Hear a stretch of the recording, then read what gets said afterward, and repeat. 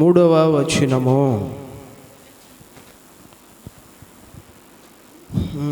అడవి వృక్షములలో జల్దరు వృక్షం ఎట్లున్నదో పురుషులలో నా ప్రియుడు అట్లున్నాడు. ఆనందభరితనై నేను అతని నీడను కూర్చుంటిని. అతని ఫలము నా జిహ్వకు మధురము. చాలు ప్రార్థన. తండ్రి, ఈ వాక్యాన్ని బట్టి నీకు స్తోత్రాలు. నీ వాక్యం ద్వారా మీరు మాతో మాట్లాడండి దేవా. నీ సత్యాన్ని మాకు బోధించండి. నీ చిత్తాన్ని మాకు స్పష్టంగా తెలియచేయి. నీ కార్యాన్ని ఎంతో చక్కగా జరిగించి గొప్ప ఉజ్జీవంతో నీ కార్యం చేసి నీ కృపా మేలుతో నింపి నడిపించి ఘనత తెచ్చుకోమని నాకు తోడయండి. బోధకుడా యేసయ్య, నువ్వు మాట్లాడి నీ కార్యం చేయమని పరిశుద్ధాత్మ శక్తి కలిగిన కార్యాన్ని జరిగించి మహిమ తెచ్చుకో. యేసు నామములో అడుగుచున్నాను తండ్రి, ఆమేన్. పరమగీతాల గ్రంథము మనం ధ్యానం చేస్తున్నాము. ఈ 2వ అధ్యాయం 3వ వచనంలో ఇప్పుడు ప్రియురాలు తన ప్రియుని గురించి మాట్లాడుతుంది. తన ప్రియుడు ఎలా ఉన్నాడో చెప్తుంది. ఆ ప్రియుని దగ్గర తాను ఎలాగుందో చెప్తుంది. దానివల్ల తనకి ఏమి కలుగుతుందో కూడా చెప్తుంది. ఈ వచనములో మరలా చెప్తున్నాను, ఈ ప్రియురాలు తన ప్రియుడు ఎలాగున్నాడో చెప్తుంది.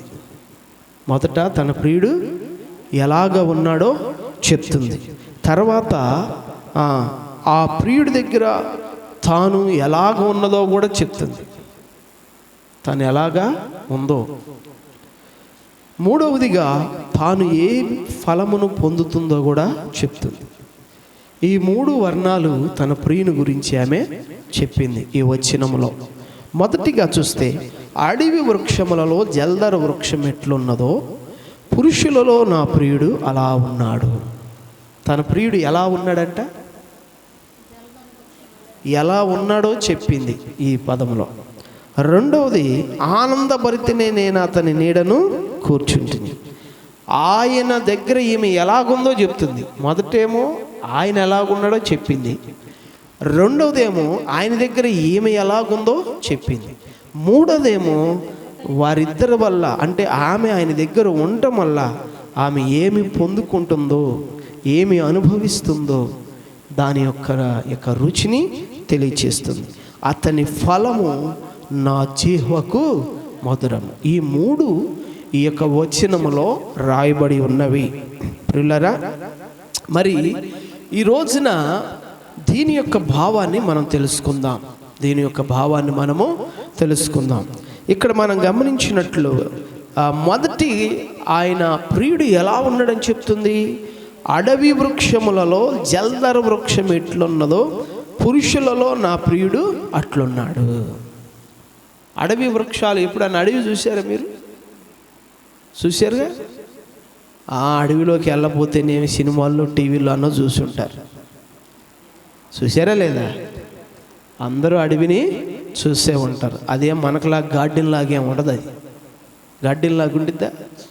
అచ్చం పూల చెట్లతో కానీ, డిజైన్ మొక్కలతో కానీ, అందమైన మొక్కలతో కానీ, లేదంటే ఫలవృక్షాలతో కానీ ఉంటుందా? అడవిలో ఏ ఉంటాయో తెలియదు.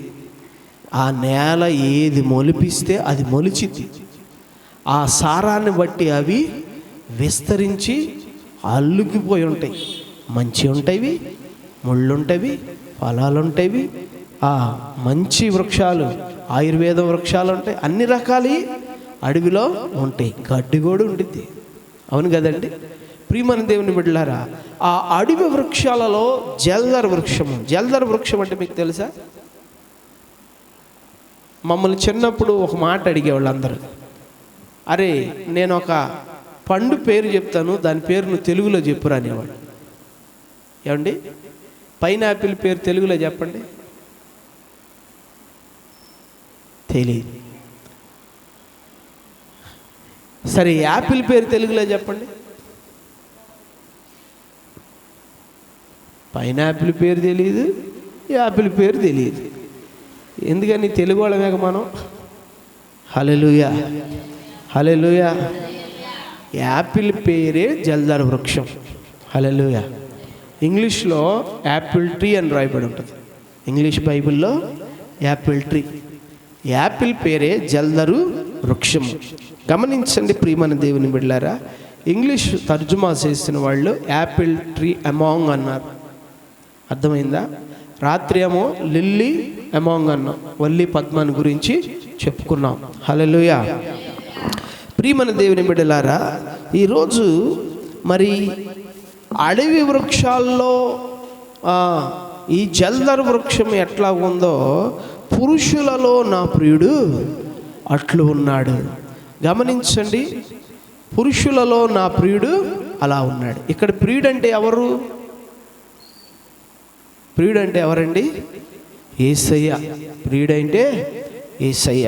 చూడండి, గమనించండి, అడవి వృక్షాల్లాగా పోల్చింది ఇక్కడ. అడవి వృక్షాల్లో ఇక్కడ జల్దరు వృక్షంలాగా చెప్పింది. గమనించండి ప్రియమైన దేవుని బిడ్డలారా, ఇక్కడ రెండు విధాలైనటువంటి భావాలు మనం తీసుకోవాలి. ఇప్పుడు సంఘము మాట్లాడుతుంది. సంఘము మాట్లాడుతుంది ఏమని? తన ప్రియుని గురించి మాట్లాడుతుంది. ప్రియమైన దేవుని బిడ్డలారా, ఇప్పుడు ఈ సంఘం ఎలాగుంది? ప్రియ దేవుని బిడ్డలారా, మీరు ఆలోచించండి. తన ప్రభువుని పోల్చుతూ ఉంది. ఆ ప్రభువుని ఏమని పోల్చుతుందంటే, అడవి వృక్షాలలో జల్దరు వృక్షము. మనం అడవిలోకి వెళ్ళామనుకోండి, మంచి ఫలం మనకు దొరికిందనుకోండి, ఆ చెట్టుని బట్టి మనం ఎలా ఉంటాం? ఆహా, ఈ అడవిలో నా ప్రాణం ఇప్పుడు దాకా ఆకలితో చచ్చిపోయింది. అవును కదా? అడవిలోకి వెళ్ళినోడు ఏమవుతాడు? ఆకలిగా ఉంటాడు. అవునా కదండి? దప్పిగా ఉంటాడు.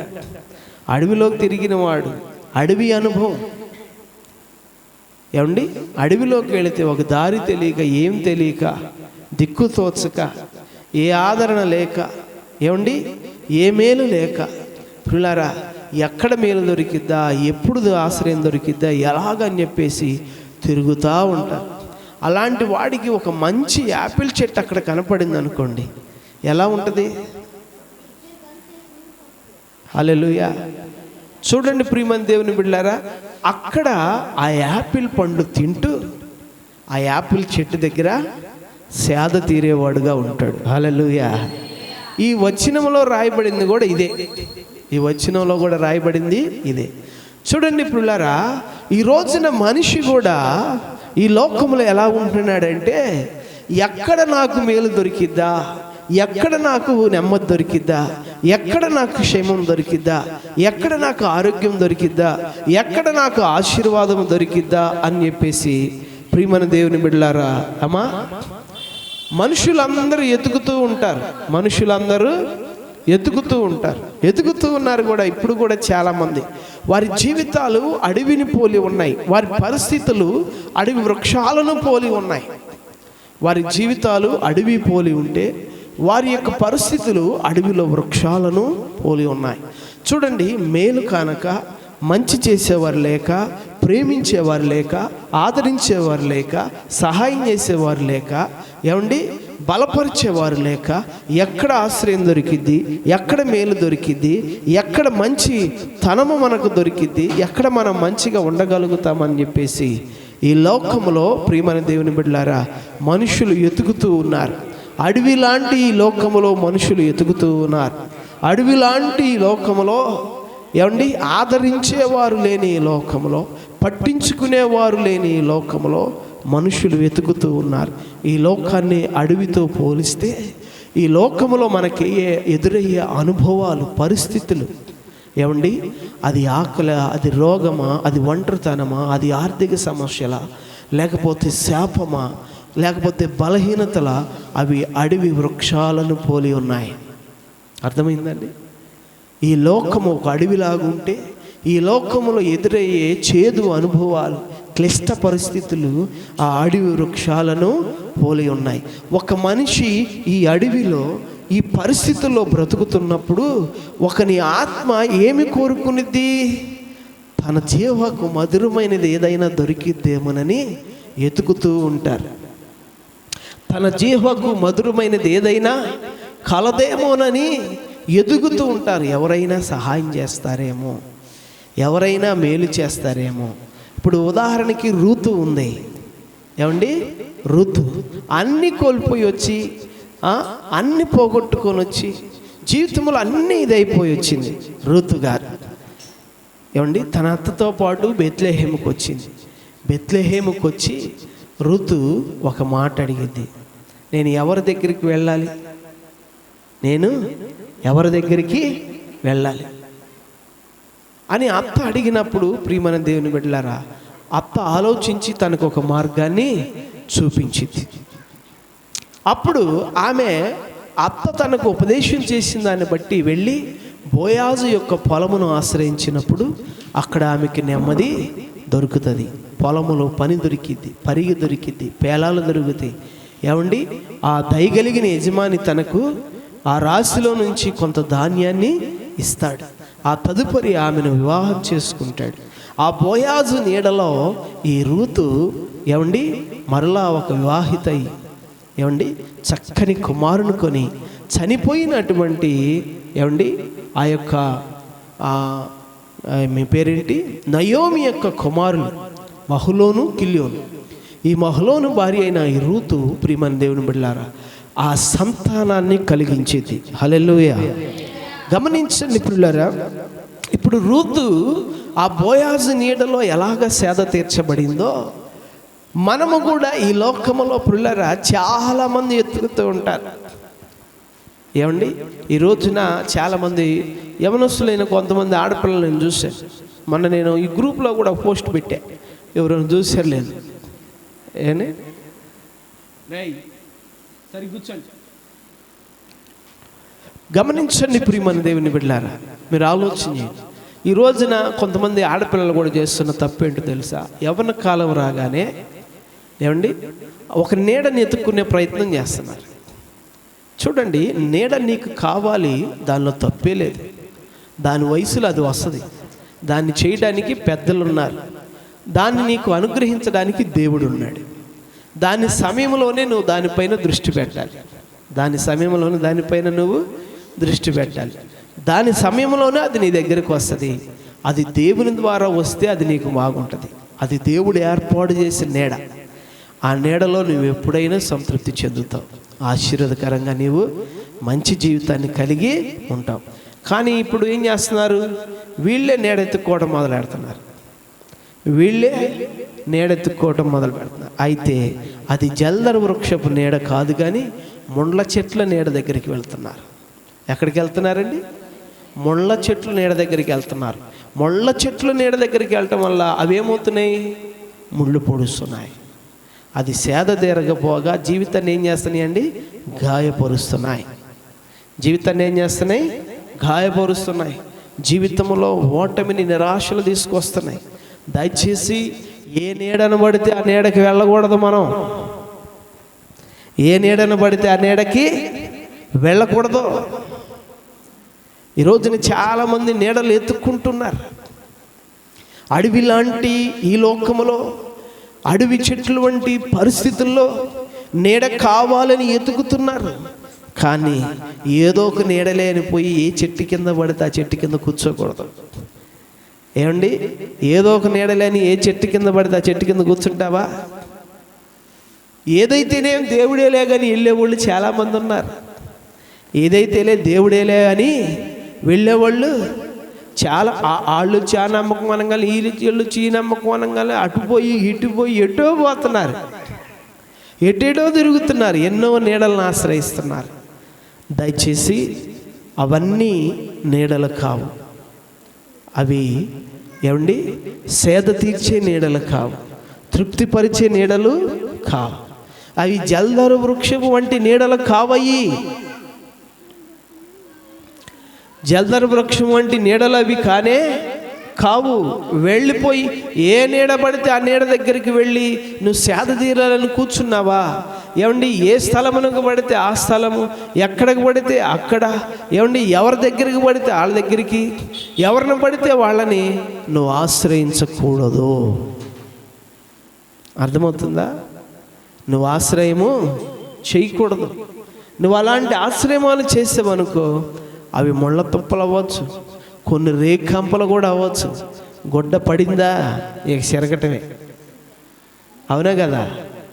కొన్ని ఎలాంటివి అండి, రేఖంపలు కూడా అవ్వచ్చు. గుడ్డ పడితే ఇక చెరగటమే.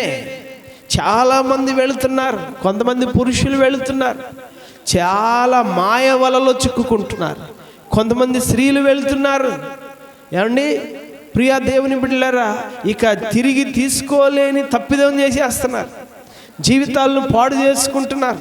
డబ్బున్న వాళ్ళని నమ్ముకోను, ఏదో అందమున్న వాళ్ళని నమ్ముకోను, లేక ఏదో అవసరాలను ఆశించో, ఏదో క్షణికమైనటువంటి ఏమండి మేలును కోరుకోను, అనేకమైన వాటికి వెళ్ళిపోతూ ఉన్నారు. జాగ్రత్త ప్రియమైన దేవుని బిడ్డలారా, ఈ లోకం అడవి కావచ్చు, ఈ పరిస్థితులు అడవి వృక్షాలు వంటివి కావచ్చు, కానీ వాటి మధ్యనే ప్రియుడు ఉన్నాడు. జల్దర వృక్షము లాంటి ప్రియుడు ఉన్నాడు. ఆయనే ప్రభువైన యేసు. హల్లెలూయా. ఆయన ఎలాంటి వాడంటే యాపిల్ పండు వంటి వాడు. హల్లెలూయా. గమనించండి ప్రియమైన దేవుని బిడ్డలారా, యాపిల్ వృక్షము శ్రేష్టమైన వృక్షం. దాని సొగసు ఎంత బాగుంటుందో దాని రుచి అంతే బాగుంటుంది. దానివల్ల కలుగు ఫలము కూడా అంతే బాగుంటుంది, అవునా కాదా? హల్లెలూయా. దాని అందం బాగుంటుంది, దాని రుచి బాగుంటుంది, దాని ద్వారా వచ్చే ఫలము కూడాను బాగుంటుంది. రోజుకొచ్చే ఒక యాపిల్ పండు తినండి, ఎన్ని లాభాలు చెప్తారు, అవును కదండి? రోజుకొచ్చి ఒక యాపిల్ పండు తింటే క్యాన్సర్ రావంటారు, అందం వస్తుంది అంటారు, ఏమండి చర్మం ఇది కాదంటారు, ఆరోగ్యంగా ఉందంటారు. దాని గురించి కూడా చెప్తూ ఉంటారు. ప్రియమైన దేవుని బిడ్డలారా, ఈ యాపిల్ వృక్షము అడవి వృక్షంలో కూడా ఉంది, ఈ జల్దర వృక్షం ఉంది. దాన్ని నువ్వు కనిపెట్టాలి. హల్లెలూయా. ఏమండి దాని నీడను నువ్వు ఆశ్రయించాలి.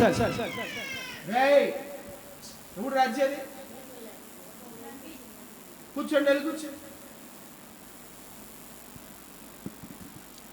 కూర్చోవాలి, అరిస్తే దెబ్బలే. Praise the Lord. హల్లెలూయా.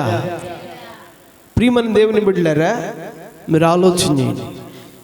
ఈ అడవి వృక్షాలలో జల్లరు వృక్షములాగా ఈ సంఘం ఏం చేసిందంటే, ఈ షూలమితి ఏం చేసిందంటే, ఈ వధువు ఏం చేసిందంటే, కరెక్ట్గా వెళ్ళి ఆ వృక్షాన్ని కనుగొని ఆ నీడలోనే కూర్చుంది. హల్లెలూయా. రూతు నేను ఒంటరిదాన్ని కదా అని పోయి ఎక్కడ పడితే ఆడ కూర్చోాల చేసిందా? తన అత్త దగ్గరికి వెళ్ళింది. తన యజమానురాలు అత్త ఆమె కదా, ఆమె ఆధీనంలో ఉండాలి కదా, ఆమె దగ్గరికే వెళ్ళింది. ఏది నీతి కలిగినదో, ఏది న్యాయమైనదో, ఏది యోగ్యమైనదో, ఏది మంచిదో, ఏది ధర్మమో దాన్నే కనుగొంది.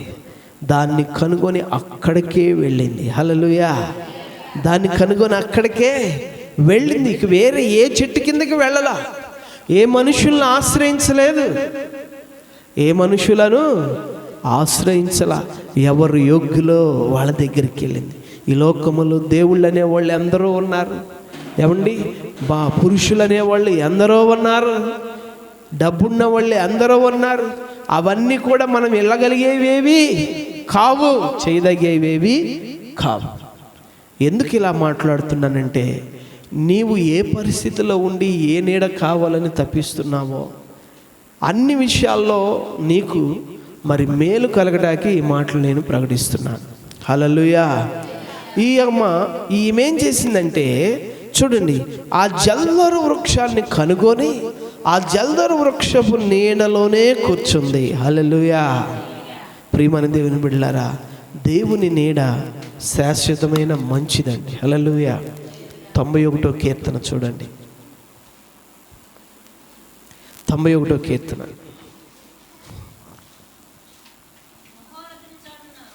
మహోన్నతుని చాటున,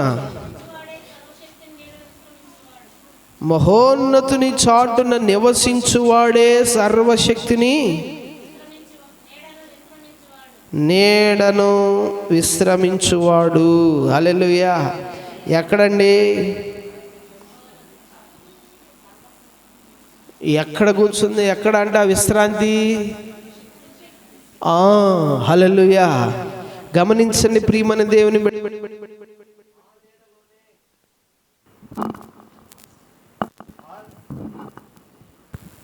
హల్లెలూయా. ఆ నీడలోనే విశ్రాంతి ఉంది మనకి. అర్థమవుతుందా? సర్వశక్తుని నీడలో విశ్రమించువాడు, విశ్రాంతి అక్కడ ఉంది. ఇక్కడ షోలమీతే ఉంది, అతని నీడలో నేను కూర్చున్నాను. అక్కడ ఏముందంట?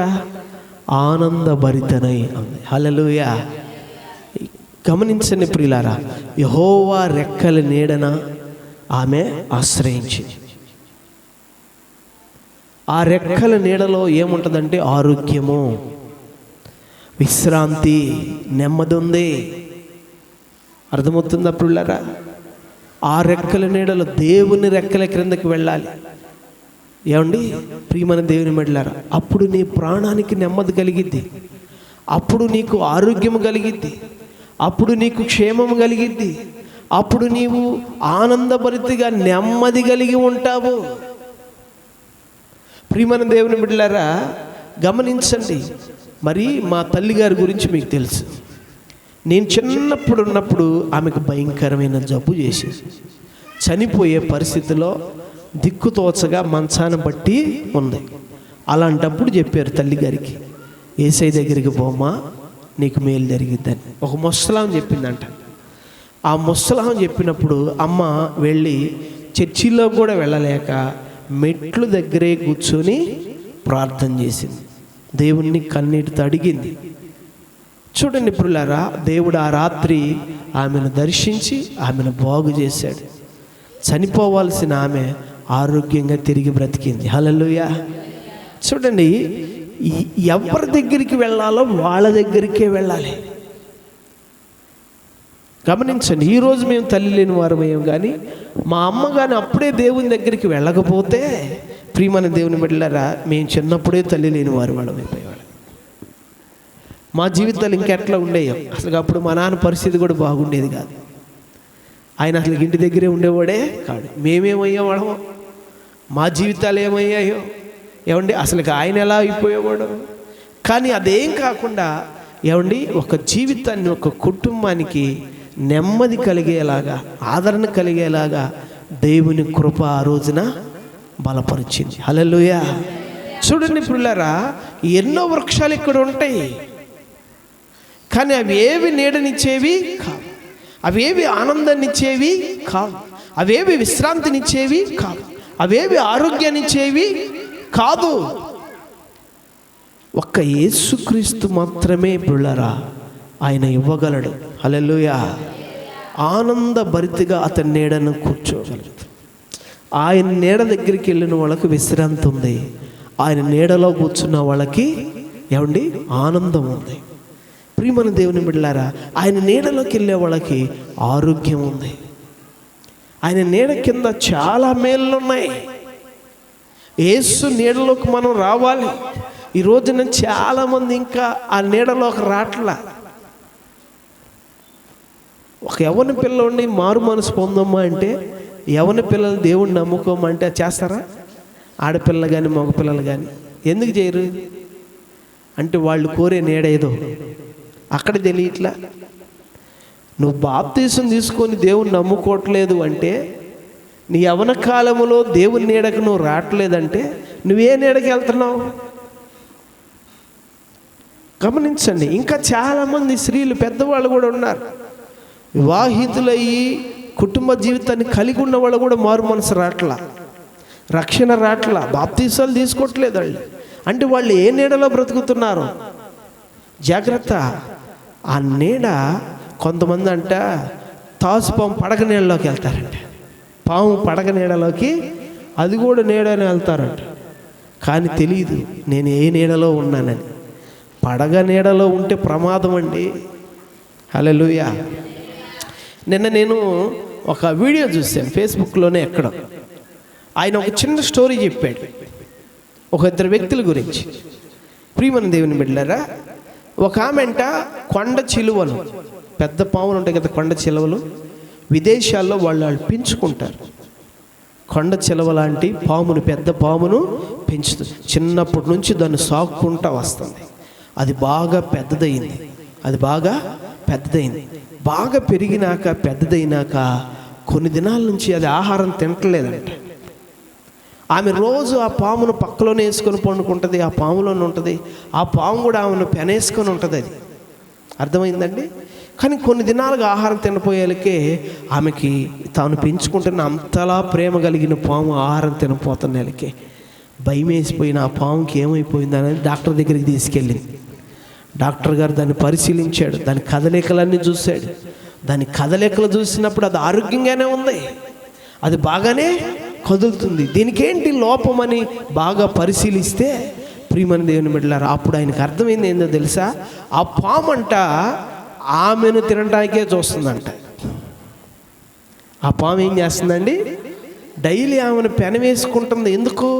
ఏమని నేను పెనవేయగలుగుతానా, ఏమైనా తినగలుగుతానా, ఏమైనా తిన్నాక అరగదీసుకోగలుగుతానా అని దానికి ఒక ఆలోచనతో అది కొన్ని దినాలు అన్నం తినకుండా ఆమె దగ్గరికి వచ్చి వాసన చూస్తూ ఆమెను చుట్టేస్తా ఇదిగా చేస్తుందంట. గమనించండి ప్రియులారా, ఆ డాక్టర్ గారు చెప్పేలకే ఏమండి ఆమెకు భయం వేసిపోయింది.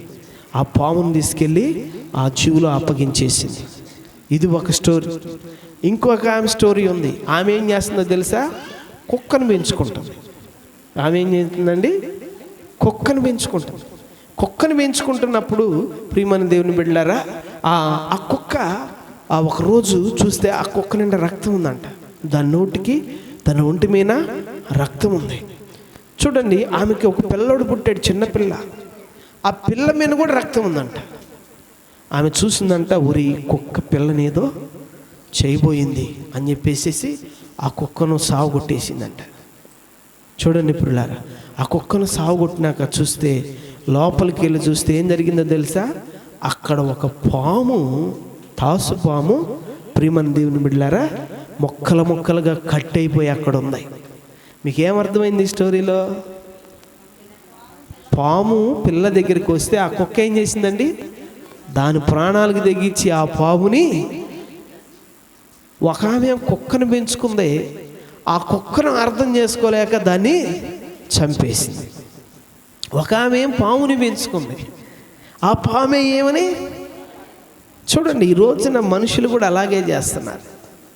మేలు చేసే దాన్ని చంపుతున్నారు, నమ్మకమైన దాన్ని విడిచిపెడుతున్నారు, మంచిదానికి దూరం అవుతున్నారు. అర్థం చేసుకోవట్లా. మంచి స్నేహాలే కానీ, మంచి విలువలే కానీ, మంచి బంధాలే కానీ, మంచి కుటుంబమే కానీ ఇవి ఉంచుకోవట్లా. పాడు చేసే పాము నీడలో వెళుతున్నారండి. పతనం చేసే పాము నీడలో వెళుతున్నారు. జాగ్రత్త. ఆ వ్యభిచారం అనే నీడ కానీ, ఆ అక్రమం అనే నీడ కానీ, ఆ మోసం అనే నీడ కానీ, ఏమండి ఆ వంచన అనే నీడ కానీ, ఆ ఎఫ్ఐఆర్లు అనే నీడ కానీ, ఇవన్నీ పాము పడగ నీడ లాంటివి. దానిలో బ్రతికిన వాళ్ళందరూ కూడా ఏమండి దాని ఫలము ఘోరంగా ఉంటుంది. అర్థమవుతుందా? దాని ఫలం ఎలాగుండిద్దండి? ఘోరంగా ఉండిద్ది. ఇక్కడ షోలమితి ఏం చెబుతుంది? అతని ఫలము నా జీవకు మధురం. నువ్వు వెళుతున్న మార్గంలో ఆ మధురమైన అనుభవాలు నీకు ఉంటున్నాయా? ఉంటున్నాయండి. ఎందుకు ఉండవంటే అది పాము పడగ నీడ, అది ముండ్ల చెట్ల నీడ. ఏమండి ఆ చెడ్డ మార్గాల్లో నీకు అలాంటి మధురమైన అనుభవాలు ఏమి ఉండవు. అదంత మధురమైనది ఏమీ కాదు. దొంగతనమైన తప్పుడు పని అయినా ఎప్పుడైనా బయటపడేది. దానివల్ల వచ్చేది ఎప్పుడైనా చెరిపే కానీ మేలు వచ్చిందండి. లోకంలో చెడు అలవాట్లు, చెడు సహవాసాలు, చెడు కార్యాలు అనేవి ఎప్పటికైనా అవి చేదు అనుభవాలే. దాని ద్వారా వచ్చేది ఏది కూడా మంచిది రాదు. నా ప్రియమైన దేవుని బిడ్డలారా, ఈరోజు వాక్యం వింటున్నా మీరు ఆలోచన చేయండి. నువ్వు ఏ నీడను వెతుకుతున్నావు? ఏ నీడలో బ్రతుకుతున్నావు? ఏ నీడలో సుఖం ఉందని కోరుకుంటున్నావు? జాగ్రత్త. అది రేపటికి ఎంత ప్రమాదకరమైందో నీకు అర్థం అవ్వాలి. కానీ ఇక్కడ ఈ షోలమితి ఏం చేసిందంటే జల్దర వృక్షమును కనుగొంది. ఆ జల్దర వృక్షము నీడను ఆశ్రయించింది. ఆ వృక్ష ఫలాలు తింటుంది, ఆనందభరితిగా ఉంటుంది.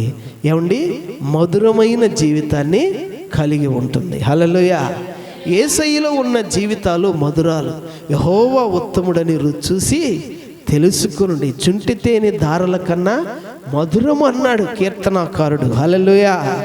జుంటి తేనె దారుల కన్నా మధురము. ఏమండి, యెహోవా ఉత్తమత్వాన్ని రుచి చూశాడు, ఆయన వాక్యాన్ని రుచి చూశాడు, ఆయన వాగ్దానాలను రుచి చూశాడు, అవి అంత మధురము అని ఆయన చెప్తున్నాడు. నా ప్రియ దేవుని బిడ్డలారా, ఈరోజు దేవుని నీడలో నీవున్నావా? ఆ నీడలో ఆ ఫలాలను తీసుకుంటున్నావా? ఆ ఫలాలుగా నువ్వు తీసుకుంటే నీకు మధురముగా ఉంటుంది. ఆ ఫలము నీకు ఆనందాన్ని కూడా ఇచ్చిద్ది. హల్లెలూయా. దేవుడు ఏదైనా తోటలో జీవవృక్ష ఫలాన్ని తినమన్నాడు. సాతాను మాటలు విని మంచి చెడు తెలివితేటలనిచ్చే ఫలాన్ని వాళ్ళు తిన్నారు. ఈరోజు కూడా యేసయ్య జీవవృక్ష ఫలంగా ఉన్నాడు, సాతాను మంచి చెడులాగా ఉన్నాడు. ఏమండి, నువ్వు ఏ ఫలాన్ని తింటున్నావు? నేను ఏ నీడని ఎందుకమ్మా అట్ట అరుతావు? ఎవడు నేను పట్టుకోకూడదు, ఇక నీదేది అంటుకోకూడదు. హల్లెలూయా. గమనించండి ప్రియమైన దేవుని బిడ్డలారా, చాలామంది ఈ యొక్క ఆలోచన చేయాలి. నీవు ఏ ఫలాన్ని కోరావు, ఏ వృక్షాన్ని కోరావు, ఏ నీడలో నీవున్నావు? ఏ ఫలాన్ని కోరావు? ఏమండి, ఏ వృక్షపు నీడలో నీవున్నావో ఆలోచన చేయాలి. మీరు గమనించండి, ఇక్కడ ఈ షూలమితి అయితే అడవి వృక్షములలో జల్దర వృక్షం ఎట్లున్నదో పురుషులలో నా ప్రియుడు అలా ఉన్నాడు. ఆయన నీడన నేను కూర్చున్నాను, ఆనందభరితనై నేను కూర్చున్నాను. ఏమండి, అతని ఫలము నా జీవకు మధురం. దాని ద్వారా వచ్చే ఫలము నా జీవకు మధురము. ఆయన యందు విశ్వాసం ఉంచడం ద్వారా, ఆయన నమ్ముకొనడం ద్వారా, ఆయన్ని ఆశ్రయించడం ద్వారా, ఆయన దగ్గర కనిపెట్టుకొని కూర్చునడం ద్వారా, ఏమండి, ఆ వచ్చే ఫలం ఏదో ఉందో అది నా జీవకి ఎలాంటిదండి అంటే, నా ఆత్మకు, నా జీవితానికి, నా కుటుంబానికి, నా బ్రతుక్కి అది ఎలాంటిది? మధురమైనది. దానికి సాటి అయినది ఇంకొకటి లేనే లేదు. దేవుని నీడను కనుగొన్నవారు, దేవుని విశ్వసించిన వారు, దేవుని ఆశ్రయించిన వారు, దేవుని నీడలో కూర్చున్నవారు ఏమండి మధురాన్ని అనుభవిస్తారు, ఆనందాన్ని కలిగి ఉంటారు, ఆరోగ్యాన్ని కలిగి ఉంటారు, విశ్రమించేవారుగా, విశ్రాంతి కలిగేవారుగా ఉంటారు. ఎందుకంటే ఆయన నీడలో ఆయన రెక్కలతో నిన్ను కప్పుతూ ఉంటుంటే ఆ రెక్కల క్రింద సురక్షితంగా నీవు ఉంటావు. ఆ రెక్కల క్రింద నిన్ను పాడు చేసేవాడు ఎవడుంటాడు? ఆ రెక్కలు దాటుకొని నిన్ను వచ్చి చెడగొట్టేవాడు ఎవడు ఉండడు. హల్లెలూయా, హల్లెలూయా.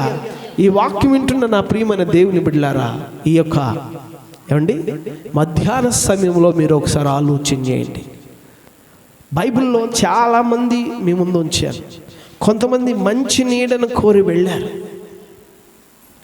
వారి జీవితాలు మధురంగా సాగినాయి. కొంతమంది ఆ నీడ కాకుండా వేరే నీడకి వెళ్ళారు. అలా వెళ్ళటను బట్టి పిల్లరా వారి జీవితాలు బాధాకరంగా ముగిసినాయి, శాపగ్రస్తంగా నిలిచినాయి. ఈ రోజున నువ్వు ఏ నీడలో కూర్చున్నావో ఒకసారి ఆలోచించి, ఏ నీడలో కూర్చొని ఉన్నావో ఒకసారి ఆలోచన చేయండి. మీకు ఏ నీడ కావాలి? దేవుని నీడ కావాలి అంటే పిల్లారా దేవుని దగ్గర మారు మనసు పొందండి, దేవుని దగ్గర రక్షణ పొందండి, దేవుని కొరకు కనిపెట్టుకొని ఉండండి, దేవుణ్ణి ఆశ్రయించండి. అర్థమైందా? నీకు ఏ మేలు కొదువై ఉండదు. ఇకప్పుడు కొంచెం లేట్ అవ్వచ్చేమో, హల్లెలూయా, కొంచెం ఆలస్యం అవ్వచ్చేమో, కానీ ఏ మేలు కూడా కొదువయి ఉండదు. హల్లెలూయా.